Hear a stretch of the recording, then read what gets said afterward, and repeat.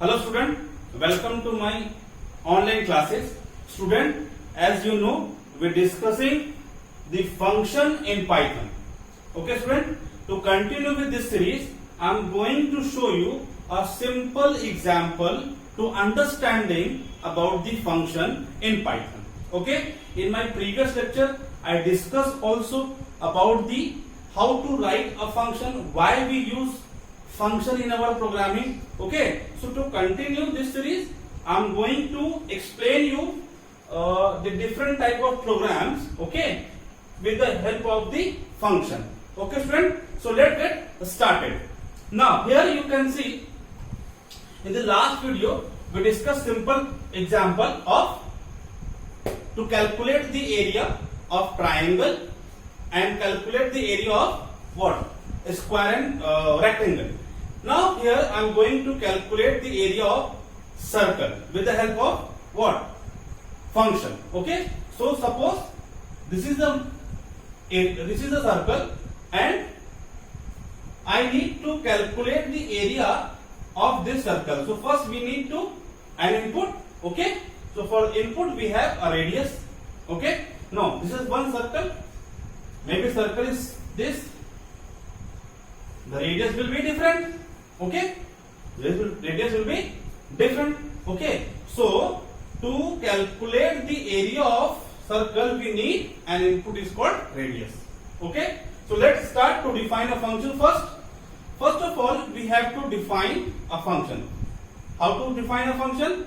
Okay, so define is a keyword and then function name. Function name is calc underscore circle, CIR. Now CIR here I am going to take one input, that is radius, RED. Okay, and then colon. Okay, so first of all here I am going to define a function first. So define calculate circle, and this is the parameter, radius is the input, and then when input comes, this function calculate what? The area of circle. Okay, so here take a variable a, okay, is equal to. Now the formula of to calculate the area of circle is pi r square, right? Pi r square, right? The value of pi is approximately 3.14. Okay, what about r square? So you have to multiply r into r, right?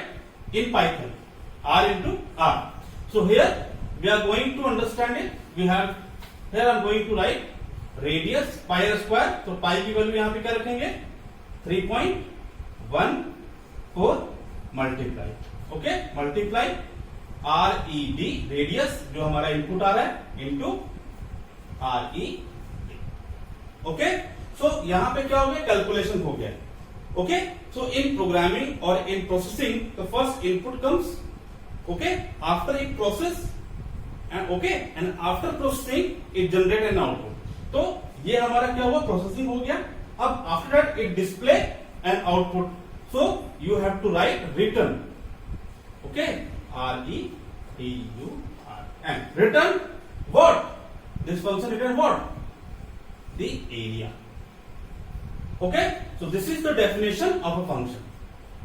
Simple. Okay student, it's just a simple example to define a function. Okay, and this function is going to calculate the area of circle. Now after defining you have to calculate, you have to call it. So this is the definition. Here I write it here, and how to call it? This is the way. Suppose it's the Python console window. So you have to call cal c underscore जो अपने function का नाम लिखा है CIR, sorry CIR, and here it required one input. So here I am going to put 5 and then enter. Okay, when you have to enter, when you enter it, this input goes to the this parameter. Okay, means here radius will be 5. Radius is a variable. It contains the value of 5 which I passed here. Okay, don't forget, if I here decide a parameter, you must pass the value of that parameter. Okay student, so 5 will go here. Now the value of radius will be 5, and here you can put this value 5 here, radius 5 here, multiply 5 here, multiply, and then 3.14. When this function calculates this, it will generate an output. That output will store here. कहाँ पर store होगा? Inside the A. Okay, so A will contain what? A will contain 78.5. ऐसा मैं because it calculated. Okay, so this function return what? A. The value of A is 78.5. Now after enter, this value will be displayed here 78.5. Okay, beta. So this is a simple example of what? Function. Okay. Similarly, let's see. I hope you understand. Let's see the another example of function. Okay. यहाँ बेटा मैं आपको simple example बता रहा हूं ताकि आपको function लिखना आ जाए. पहले आपको फंक्शन लिखना आ जाए. फंक्शन आप लिखेंगे कैसे? फंक्शन में पैरामीटर कैसे पास करेंगे? फंक्शन को कॉल कैसे करेंगे? It's very important. ओके, चलिए एक सिंपल दूसरा एग्जांपल ले लेते हैं. सपोज हमें कैलकुलेटर का कोई एग्जांपल या फिर प्रोग्राम लिखना है, तो हम क्या लिखेंगे? जैसे कैलकुलेटर में क्या, it required 2 input and it will generate addition, subtraction, multiply and division. Simple. ठीक है, तो कैसे करेंगे? The different ways here. First of all you have to write define.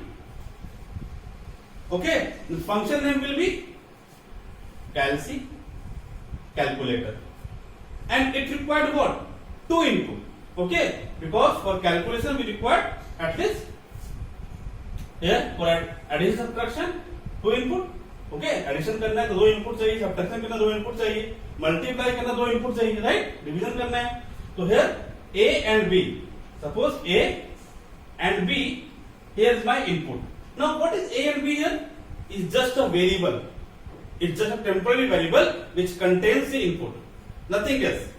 Okay, don't be confused here. A and B is a variable which I defined it here. Now what this function will return? Okay, so this will return like this will calculate what? सबसे पहले क्या होगा? Addition. So for addition, here I write ADD, addition is equal to A plus B. Okay, equal to A plus B. So अभी से हमने क्या किया? Simple इसका किया. हमने यहाँ पे addition is equal to A plus B and then it will return. यहाँ पर क्या रिटर्न कर देगा? RETURN, return ADD. Right, this is a variable. Now how to call this function? Suppose it is defined here. I am going to call. After defining I can call. इसके पहले मैंने आपको reusability बताई थी, objective बताया था. Function का objective क्या है कि आपने फंक्शन को एक बार लिखा, एक बार डिफाइन किया, and you can use many time in your application. Okay, not in your application, in different application also. Okay, define the scope also. When you define the scope of a function, you can use it simply. Now calci, here I define a calculator function, right? So we have to call calci, CALC. Now there are 2 input here. Okay, now 2 input here, so you have to pass 2 input. Suppose I pass here 5 comma 10. 5 comma 10. Simple. 5 will go to A and 10 will go to B. इसका मतलब क्या हुआ? जो variable A है उसके पास क्या चला जाएगा? 5. और जो वेरिएबल B है उसके पास क्या चला जाएगा? 10. ठीक है? Now I am giving you the simple example, basic example, because you will understand. जिससे आप समझ सके, आपको बोर्ड एग्जाम में कंफ्यूजन न रहे कि फंक्शन लिखते कैसे. ओके बेटा? Now calci 5 and 10, simple. So 5 will go to A and 10 will go to B. Simple. And what will happen after that? Now A plus B, 5 plus 10 equal to 15. Okay, so what add will contain? Add will contain 15. Add will contain 15, and after that it will return what? Add. Okay, when it return add, it will show here. When you enter it here, when you enter it, it will show here 50. Now this function return a value. Okay, if you need to prove it, अगर आपको देखना है कि actual में function return कर रहा है, तो you can set a variable here before the function and put the assignment operator. Okay, चलिए मैं एक सिंपल एग्जांपल करके दिखाता हूँ. जैसे मैंने यहाँ पे क्या किया, फंक्शन को कॉल किया और मैंने यहाँ पे res रिजल्ट एक वेरिएबल लिखा इक्वल टू, और फिर क्या लिखा, फंक्शन का नाम कैलसी. ठीक है, फंक्शन का नाम लिखा, फंक्शन के नाम के साथ हमको क्या करना है, हमको पैरामीटर पास करना है. तो मैंने पास किया 10, 20. तो इसके पहले हमने 5 and 10 दिया था, इस बार हमने क्या 10 and 20 दिया. तो इसका मतलब क्या, जो a की वैल्यू होगी इट विल बी रिप्लेस. जो प्रीवियस वैल्यू होगी a की, वो रिप्लेस हो जाएगी जो नेक्स्ट वैल्यू हम दे रहे हैं. ठीक है, तो a become 10 and b become 20. Again, and after that add will contain what? 10 plus 20 become 30, right? यहां से क्या होगा, 30 आ जाएगा क्योंकि असाइनमेंट ऑपरेटर है. And then it return what, add. And add में क्या, 30. Now this add, this function return value to the this variable, because here हम यहां पे हमने क्या किया, एंटर किया, लेकिन यहां पे कुछ बोला नहीं कि प्रिंट करने. अब यहां पे हमने रिजल्ट में क्या किया, वैल्यू को स्टोर कर लिया. अब रिजल्ट में क्या आ गया, वैल्यू आ गई जो फंक्शन ने रिटर्न किया. क्या रिटर्न आएगा यहां पर, 30, जो फंक्शन ने रिटर्न किया. Okay, and then you can display, put print function here, print, okay, addition, और you can say sum of 2 number is, comma, and then put this value RES. Okay, and then enter. When you enter it, it will display what? Sum of 2 number is 30. Okay? Sum of 2 number is 30. Okay बेटा, अब यहां से हमने देखा कि इस function ने एक वैल्यू रिटर्न किया है, सिर्फ खाली एक वैल्यू. ठीक है, फंक्शन ने किया क्या, एक वैल्यू यहां पे रिटर्न किया है. अब अगर हमें इस फंक्शन से मल्टीपल वैल्यू रिटर्न करानी है, इसका मतलब एडिशन रिटर्न कराना है, मल्टीप्लाई रिटर्न कराना है, डिवीजन रिटर्न कराना है, ओके, सब्ट्रैक्शन रिटर्न कराना, तो कैसे करेंगे, चलिए वो करके देखते हैं कैसे होगा. फंक्शन हमारा यही रहेगा, कैलसी रहेगा. अब इस पर कैसे चेंज कैसे होता है, ये तो हो गया सिंगल वैल्यू कैसे फंक्शन रिटर्न कराएगा, सिंगल वैल्यू. अब हमने क्या किया, अब एक साथ मल्टीपल वैल्यू रिटर्न करानी, कैसे करेगा फंक्शन, देखो हमने यहां पे क्या लिखा, अब a and b are the two input. Now here you can use variable c is equal to a plus b. Okay, variable d is equal to a minus b. Okay, फिर e is equal to a multiply b. Okay, and f is equal to a divide b. अब आपको पता होगा यहां से इस division से क्या मिलता है, राइट, टूरिंग वैल्यू हमको मिलेगी. सो अब क्या करेंगे, हमने यहां पे, अब ये तो कैलकुलेशन हो गया है ना. सिंपल फंक्शन, सिंपल मेथड क्या होता है किसी भी एप्लीकेशन के प्रोसेस करने का, इनपुट, प्रोसेस एंड आउटपुट. तो ये हमारा 2 इनपुट हो गया. जब हम फंक्शन को कॉल करेंगे तो यहां 2 इनपुट पास करेंगे. इनपुट के बाद क्या होगा, प्रोसेस. तो this entire thing become comes in process. ठीक है बच्चों, ये क्या होगा, ये हमारा प्रोसेस आ गया. C is equal to a plus b, d is equal to a minus b, E is equal to a into b, and f is equal to a divided by b. अब calculation तो हो गया. अब हमें ये सारे चीजें C, D, E, F मुझे क्या करना है, रिटर्न कराना फंक्शन से. तो कैसे रिटर्न कराएंगे, देखिए यहां पर लिखेंगे return a, sorry not a, because output coming C, comma D, comma E, comma F. अब यहां से क्या होगा, कितने फंक्शन, कितनी रिटर्न हो रही है, 4 वैल्यू हम एक साथ रिटर्न करा रहे हैं फंक्शन से. इसके पहले हमने एक रिटर्न कराया था, अभी 4 रिटर्न हो रही है. ठीक है, अब ये तो हो गया फंक्शन डिक्लेरेशन डेफिनेशन। अब इसे कॉल कैसे करेंगे, चलिए ये समझ में आ गया। अब इसको हम यहाँ पे कॉल करने जा रहे हैं। कॉल करने के लिए हमने क्या किया, कॉल करने के लिए सपोज यहाँ पे हमने डिफाइन किया, अब इसे कॉल करने जा रहे हैं, तो कॉल करेंगे। ठीक है, इसको मैं निकाल देता हूँ। ठीक, इसको अगर मैं यहाँ से हटाऊं, चलिए इसको हटा देता हूँ। ठीक, आपने इसको हटा दिया। ठीक है, तो अब यहां पे कॉल कैसे करेंगे, फंक्शन का नाम क्या था, कैलसी। कैलसी और क्या था, चलिए फंक्शन यहां डिफाइन कर देते हैं ताकि आपको समझ में आए, आप उसका रेफरेंस दे सकें। तो यहां पे हमने डिफाइन कर दिया, डिफाइन कैलसी ए कॉमा बी। ओके, और यहां से फंक्शन क्या कर रहा था, कोलन। ठीक है, यहाँ पे c is equal to A plus B, right, d is equal to A minus B, e is equal to a multiply b and f is equal to, ठीक है, मैं यहाँ पे रेफरेंस के लिए दे रहा हूं, f is equal to a divide by b and after that क्या था यहाँ पे, रिटर्न रिटर्न क्या था, c d, c comma d comma e comma f. ये ऑर्डर था, ये रेफरेंस के लिए था, इसके ऊपर हमने लिखा है। अब हमने फंक्शन कॉल करना है, हमने फंक्शन क्या किया, कॉल किया, यहाँ पे दिया 10 कॉमा 5, ये दो हमने इनपुट यहाँ पे पास कर दिए बेटा। ठीक है, अब ये दो इनपुट जो पास किया हमने, ये दो इनपुट किसको जाएगा, ए और बी को जाएगा। Now A become 5 and be become 10।